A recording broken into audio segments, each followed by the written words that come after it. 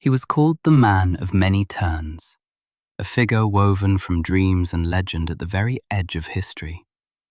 In the quiet hush of night, his name lingers in the air like a secret whispered at midnight. Odysseus, the wise king of Ithaca, whose tale is as endless as the night sky. His story weaves between myth and waking life, more a vision than a mere mortal. He was born on Ithaca, a rugged island kissed by the Ionian Sea, where olives stand sentinel over coral bays. In that harsh beauty he learned to swing a spear and lay cunning traps by dawn. In the hall of King Laertes and Queen Anticlea he grew in strength and wit. Legends say his mother's father was the sly Autolycus, or even the trickster King Sisyphus, hinting that guile ran deep in his blood. He married the noble Penelope of Sparta, and their son Telemachus was born about 1193 BC, the very year the great Greek kings set sail for Troy. He hauled his ship's sail one fateful year, leaving soft dawns in Ithaca's olive groves for the storm-black sea. Among the Greek commanders he was known not for the fiercest blow, but for the sharpest mind. Homer portrays him as outstanding in wisdom and eloquence. One night the kings debated who should claim Achilles' armor. Ajax, giant of the Greeks, argued by strength, but Odysseus spoke with temperance and guile, claiming that wisdom could win a war as surely as swords. He won the armor by logic alone, and Ajax wept. It was a triumph of wit over might, a victory he would carry in quiet regret through all his wanderings. When Troy's walls still stood, he hatched a daring plan. The craftsman Epeius built a great hollow wooden horse at Odysseus's bidding. Greeks hid inside, then marched away as if homeward. The Trojans hailed it as a peace offering to Athena and dragged it within their gates. That night, as Troy slept under bells and bonfires, the warriors crept from the horse's belly and swung open the city walls. Greek ships, long thought gone, returned silently and stormed in. Troy fell by dawn, not by force of armies alone, but by the cunning of one man's mind. None of the heroes escaped easily. Menelaus was blown to Egypt, Agamemnon was slain at home, and only old Nestor returned without calamity. Odysseus's own voyage would be no easier. None returned home for many years. Hundreds of miles away, in the halls of Ithaca, a different battle raged. With her husband lost, Queen Penelope faced a swarm of suitors feasting on her stores. Each day she wove a shroud for her father-in-law, and each night unravelled it again, an endless loop of time and hope. She greeted none of the suitors' false claims. Her faith was as steadfast as Odysseus's courage at sea. Victory made him bold. On the broken towers of Troy, he dared to address the sky, boasting that he alone had vanquished Hector's city. The earth-shaker Poseidon, father of the blinded Cyclops, heard this taunt. The sea god's eyes burned with vengeance, and he vowed that the king of Ithaca would pay for his pride. Thus the endless storm waves found him. On the first leg of his journey home, he reached the land of the lotus eaters. They offered sweet lotus fruit to his men. One by one they tasted and sat, dreamy-eyed, faces relaxed into smiles, as all thought of home slipped away. Only he, with iron will, dragged them back to the ship. He knew that no man should abandon his quest out of whim or sloth. Next, he found himself at the cave of the Cyclops Polyphemus, son of Poseidon. Massive boulders barred the entrance. He and his men quickly realized they could never move that rock. But Odysseus had other weapons. He offered the giant wine, a dangerous gift of civilization in a dark world. Polyphemus drank deep and fell into drunken slumber. Odysseus crept close and whispered one single word. Nobody. By night he drove a sharpened olive stake into the monster's single eye. Polyphemus screamed in agony to his kin, "Nobody is killing me." They assumed he raved of sickness and abandoned him to pain. At dawn, Odysseus escaped by tying himself beneath the bellies of the great rams grazing at the cave's mouth. All his men clung beneath the largest sheep and slipped away to their ships. Cunning had saved them from what would have been certain death. Daylight brought another horror. On rocky shores, the Laestrygons, savage, cannibal giants, loomed like living hills. They hurled boulders into the water. 11 of Odysseus's 12 ships were smashed to splinters. Shouts of panic rose as wood splintered. Only one ship remained intact. The few survivors wept in shock. Odysseus rallied them, recalling Penelope and home to steal their hearts. He turned away from that deadly bay and sailed on toward hope. He made land again at the Isle of Circe, the enchantress. The air was heavy with wild herbs and laughter. Circe greeted him at her palace door with a warm smile and offered a golden cup. One sip transformed his companions into swine beneath the full moon. He drew his sword, ready to strike her down, but he remembered Athena's gift of a protective herb. He challenged the sorceress and forced her hand. She admired his courage. Circe reversed the spell and restored the men. He and his crew stayed a year feasting under her roof, and Odysseus learned her subtle lore of herbs and fate, knowledge that would aid him in days to come. But duty called him on. With heavy hearts, they sailed away and came to the world of the dead. He dug a pit on a barren shore, sacrificed black sheep and summoned the shades. First came his mother, Anticlea. He embraced her pale spirit and wept. 10 long years of war and wandering had passed. Neither had buried the other.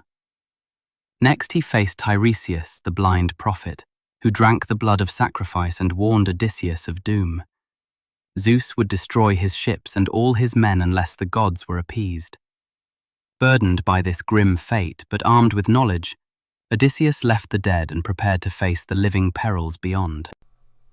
He sailed on through newfound danger. When they passed the sirens, he alone heard their haunting song. Charms promised knowledge and delight beyond words, but he restrained himself. His men with beeswax could not. He had himself bound to the mast so he could not turn the ship aside. Racking cords called his name, but he could not answer. After they passed, no lives were lost to their sweet trap. Soon after came the strait between Scylla and Charybdis, realms of sheer terror. Scylla, the 6-headed monster, lurked on the cliff above, and Charybdis swirled death below. Odysseus chose to sail close to Scylla's rock, losing some men to her ravenous grip, rather than risk all to Charybdis's whirlpool. One by one the brave were taken, but their captain guided the rest to safety, praying no warning would go unheeded by the living. Exhausted, they then came to Thrinacia, the island of Helios's sacred cattle. Hunger gnawed at them, though omens forbade harm to the kine. Odysseus kept watch, but when sleep finally took him, hunger overruled reason. In the night, some men slaughtered the great oxen for a feast. Furious, Zeus shattered their ship with a lightning bolt. Odysseus alone survived the storm, clinging to wreckage until dawn. He drifted to Ogygia, where the nymph Calypso ruled. Waves carried him to a paradise of honeyed light, with strange flowers and golden birds. Calypso found him washed ashore and cared for his wounds. She offered him a life of eternity by her side, but his heart ached for home. Every evening he stood on the cliffs of Ogygia gazing westward, imagining Ionian breezes and his beloved household. He cherished the fire she kept for him. In its glowing coals he saw flickers of Telemachus grown and Penelope by the hearth. Immortality without home was a gift he could not take. 7 seasons he languished there. Time passed like a dream. At last Zeus sent Hermes to compel Calypso to let him go. She helped him build a fragile raft of logs and sealskin. He embraced her farewell under the morning sky, sorrow in his eyes. At first light he set sail again, alone but unbound at last. Before leaving, Calypso sprinkled seawater and words of parting over him. He battled Poseidon's wrath with prayer. When a storm broke his raft, Ino, sea goddess of helpful fate, gave him her veil for safe passage. He awoke on the pebbled shore of Scheria, land of the Phaeacians. Naked and shivering, he was discovered by the princess Nausicaa, who had gone to the river to wash clothes. She and her handmaidens clothed and fed him, and brought him to their royal father, Alcinous. There he found warmth and kindness at last. He was entertained with feasts and games for days under a thatched hall. Bards sang of heroes lost and found, and Odysseus listened through it all. Finally, he told his whole story to King Alcinous and Queen Arete over a hearth of wine and stories. They honored him with treasure, talents of gold, soft cloaks, and a swift ship for his voyage home. Their pride in hosting a legend was as warm as the hearth's glow. That night they guided his vessel, fast and gleaming, across the calm sea. Athena herself sent a mist, so that he first knew Ithaca only in dream. He stood at last on his native soil. Athena cloaked him in mist and changed him to a beggar. Like a phantom on the night wind, he slipped ashore. His old dog, Argos, long bedraggled and deaf with age, was the first to recognize him and wagged his tail once before falling back. A loyal nurse with trembling hands saw the scar from the wild boar hunt and prayed to the gods. Now disguised as a beggar, he sought refuge in his own home. The next day, Penelope set a challenge. The man who could string Odysseus's great bow and shoot an arrow through 12 axe heads would claim her hand. One by one, the suitors failed. Then the stranger, still in beggar's rags but tall and steady-eyed, asked to try. In an instant, he bent the bow as if it were a toy and loosed a shaft clean through all the axes. In that instant he stood tall. The house exploded into chaos. He drew his bow again, striking down the leading suitor at the table. In the blood-lit hall, father and son fought like lions. Telemachus, grown to manhood, was at his side. Together they slew every man who had devoured his inheritance and courted his wife.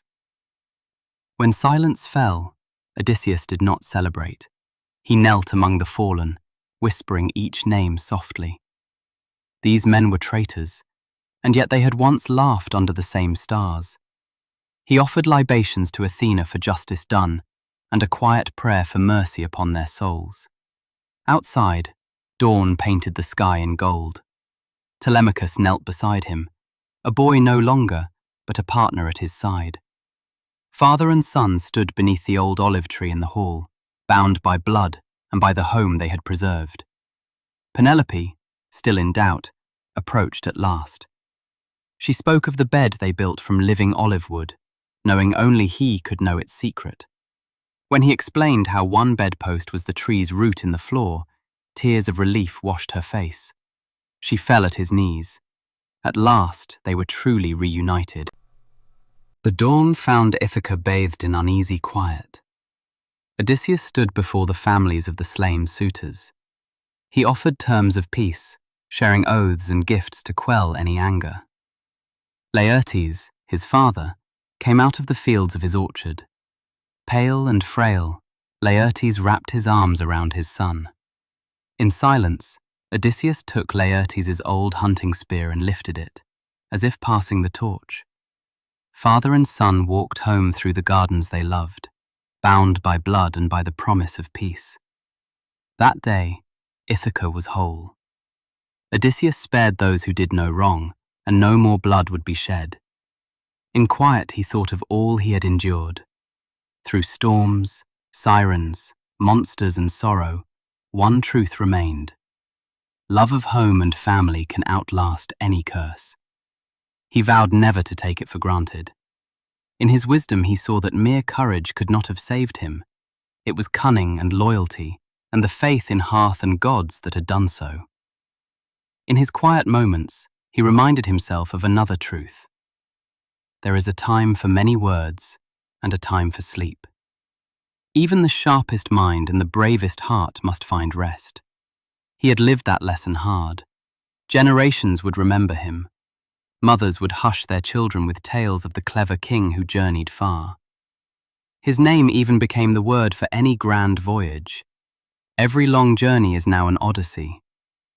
Scholars debated the rightness of his cunning, and leaders invoked his wit. He became the spirit of adventure itself, guiding each of us when we step beyond the familiar. Now at last he gathered his family by the hearth. Fires burned low and eyes were heavy. He spoke softly of his wanderings, as one recounts a dream at daybreak. When the last of the story ended, he carried out a quiet ritual. Kneeling on the shore before sunrise, he poured sweet wine and water into the earth. Though Poseidon had cursed him, he prayed even to the sea god for peace over his kingdom. He kissed Athena's image carved on his cloak in thanks. That night, beneath Ithaca's stars, he finally rested. His story had come full circle under the very sky where it began. Odysseus lay with a half-smile on his weathered face.